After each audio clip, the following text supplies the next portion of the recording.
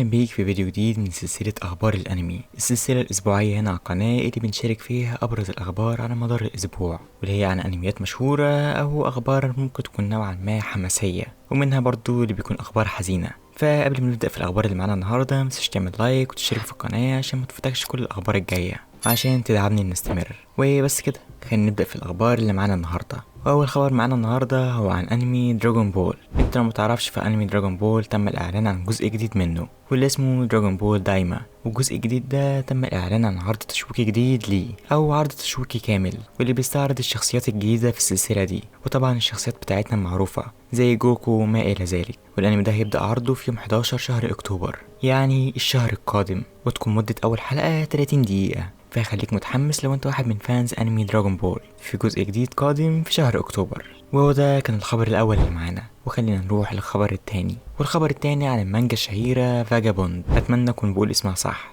المهم ان المانجا الشهيرة دي حصلت على اصدار جديد من المانجا، واللي هيكون عبارة عن نسخة محسنة، واللي هيتم عرضها في يناير سنة 2025. غير كده ده كمان هيضيف لنا نوع من انواع التفاصيل الجديدة في القصة، وده اللي ممكن يكون مؤشر ان المانجا دي حصلت على انمي او في انمي قادم للمانجا دي، وده بناء على التسريبات. مع العلم ان الاستوديو الشهير اللي عمل مسلسل الانيميشن الشهير اركان اعلن انه كان مهتم انه يعمل انمي للسلسلة دي او للمانجا دي. فهل تتوقع ان احنا هنشوف قريب انمي للسلسلة الشهيرة فاجابوند ولا لا؟ انا عن نفسي اتمنى ان احنا نشوف انمي ليها. وهو ده الخبر التاني اللي معانا. خلينا نروح للخبر اللي بعده، والخبر اللي بعده هو عن انمي بليتش حرب الالف سنة الدامية، الجزء الثالث او القسم الثالث من الانمي ده. والخبر بيقول ان الجزء الثالث من السلسلة دي تم الانتهاء من تسجيله بشكل كامل، وهو قادم في شهر اكتوبر سنة 2024. غير طبعا ان في معلومات جديدة عن الجزء الثالث واللي هيتم الاعلان عنها في الايام الجاية. مع العلم ان الجزء الجديد ده هيسلط الضوء على الصراع بين ايتشيجو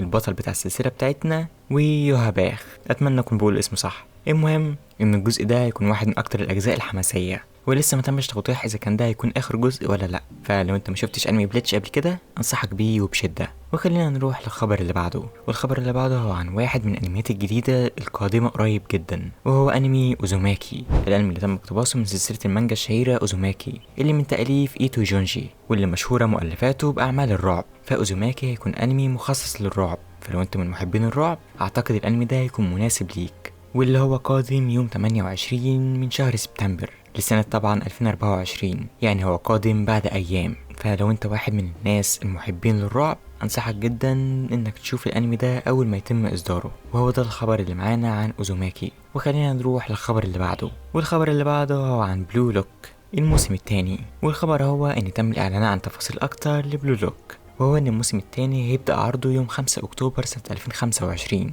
يعني في موسم الخريف القادم، واللي مش باقي كتير عليه. متنساش تشترك في القناة عشان لما ننزل فيديو عن انميات الخريف تعرف ايه هي الانميات القادمة في الموسم ده. المهم ان الموسم الثاني من بلو لوك قادم في خريف سنة 2024، وتحديدا هيبدأ يتم عرضه يوم 5 اكتوبر، واللي هيغطي التحديات الجديدة بتاعت فريق اليابان. فخليك متحمس للموسم الجديد. وخلينا نروح للخبر اللي بعده، والخبر اللي بعده هو عن مسلسل الانيميشن الشهير اركان الموسم الثاني. فلو انت متعرفش، في الموسم الثاني من انمي اركان هيتم عرضه قريب جدا، وهو هيكون الموسم الاخير من السلسلة دي، وهيتعرض تحديدا يوم 2 نوفمبر لسنة 2024 طبعا، واللي هيستعرض معانا اخر الاحداث اللي هتحصل في الموسم ده. فلو انت واحد من الناس اللي كانت منتظرة الموسم الثاني من مسلسل اركان فخليك متحمس للموسم الثاني القادم في شهر نوفمبر. وخلينا نروح للخبر اللي بعده، والخبر اللي بعده هو عن الانمي الشهير فصل النخبة، واللي هو اخيرا بعد التسريبات اللي سمعناها عن الموسم الرابع الانمي حصل فعلا على موسم رابع وتم الاعلان عنه بشكل رسمي. والموسم الرابع هيستعرض احداث السنة التانية للطلاب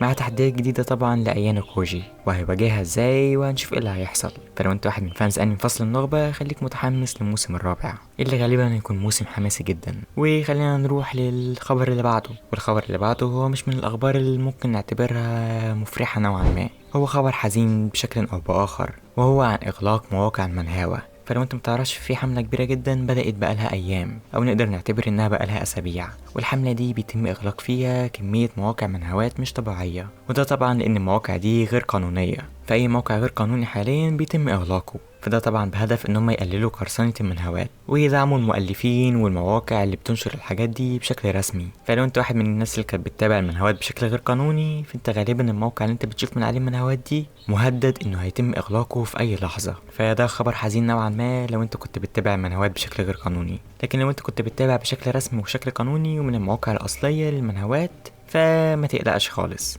المواقع دي هتفضل شغالة زي ما هي. وهو ده الخبر عن مواقع المنهوات. وخلينا نروح للخبر اللي بعده. والخبر اللي بعده هو عن انميين، وهو الفيلم القادم لانمي قاتل الشياطين والموسم التاني من انمي جنة الجحيم. والخبر بيقول ان في تفاصيل جديدة وحاجات جديدة هيتم الاعلان عنها للانميين دول، وهو عن الموسم التاني لانمي جنة الجحيم والفيلم القادم لانمي قاتل الشياطين. وده هيكون يوم 22 من شهر ديسمبر، يعني الشهر الحالي اللي احنا فيه. وهنعرف تفاصيل اكتر عن الموضوع ده. ممكن يستعرضوا فيها عرض تشويقي او الاعلان عن الموعد اللي هيتم فيه عرض الفيلم او الموسم التاني يعني. فخليك متحمس لو انت واحد من فانز واحد من الانميات دي، بما ان يتم الاعلان عنهم هما الاتنين في نفس اليوم. وايه هو ده الخبر عن الانميين دول. خلينا نروح للخبر اللي بعده. والخبر اللي بعده هو عن انمي سولو ليفلينج الموسم التاني. والخبر هو ان في خلال اسبوع تقريبا من نزول الفيديو ده هيكون العرض التشويقي الكامل من انمي سولو ليفلينج الموسم التاني، وموعد عرضه تم الإعلان عنهم بشكل رسمي، واللي هو أصلا متوقع إنه هيتم عرضه في شتاء سنة 2024، يعني على شهر 12 كده. وده حسب التسريبات والتوقعات يعني. لكننا قاعدين ومنتظرين الإعلان الرسمي لموعد عرض الأنمي ده والعرض التشويقي. وبالمرة واحنا لسه بنتكلم عن سولو ليفلينج، فالخبر الجاي هو كمان عن سولو ليفلينج.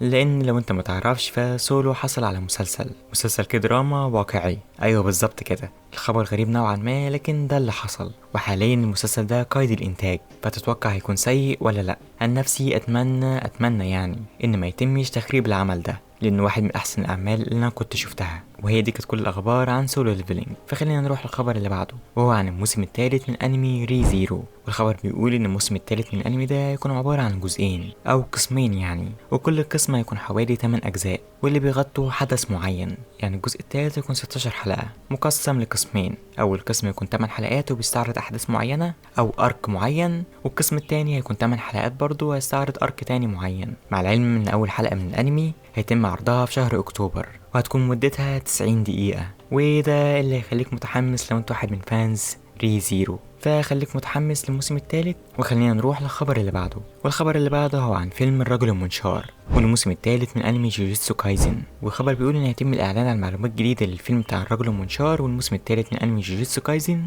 يوم 23 ديسمبر. وبمناسبه ان احنا بنتكلم عن جوجوتسو كايزن، فاحب اقول لك ان تم الاعلان ان استوديو مابا اللي بينتج انمي جوجوتسو بدا يشتغل على الموسم الثالث، مع العلم ان مانجا جوجوتسو قربت تنتهي وهي هتنتهي بعد اقل من شهر. فغالبا ممكن يكون الموسم الجاي اخر موسم للانمي ده. فانت ايه رايك في الموضوع ده؟ وهل تتوقع انه هيكون اخر موسم ولا هيعملوا موسم وبعد كده يعملوا فيلم يكمل الاحداث؟ قولي رايك في التعليقات. وهو ده الخبر عن جوجوتسو كايزن. خلينا نروح للخبر اللي بعده، وهو عن هانتر لو انت متعرفش فهو راجع بشكل رسمي، وفي مجلد جديد للمانجا قادم بشكل رسمي. وده هيكون يوم 7 من شهر اكتوبر، ولا هيكون فيه حوالي 10 فصول من المانجا. الخبر اللي معانا النهارده هو تصريح من توجاشي مؤلف هانتر، واللي صرح وقال ان جون مش هيبقى موجود في المجلد اللي هيتم اصداره يوم 7 من شهر اكتوبر. فلو انت واحد من الناس المحبين بطل السلسلة، فللأسف جون مش هيظهر في الفصول القادمة في شهر اكتوبر، بس اتمنى ان هو يظهر في الفصول اللي بعدها وتوجاشي ما يسحبش مرة تانية عن مانجا.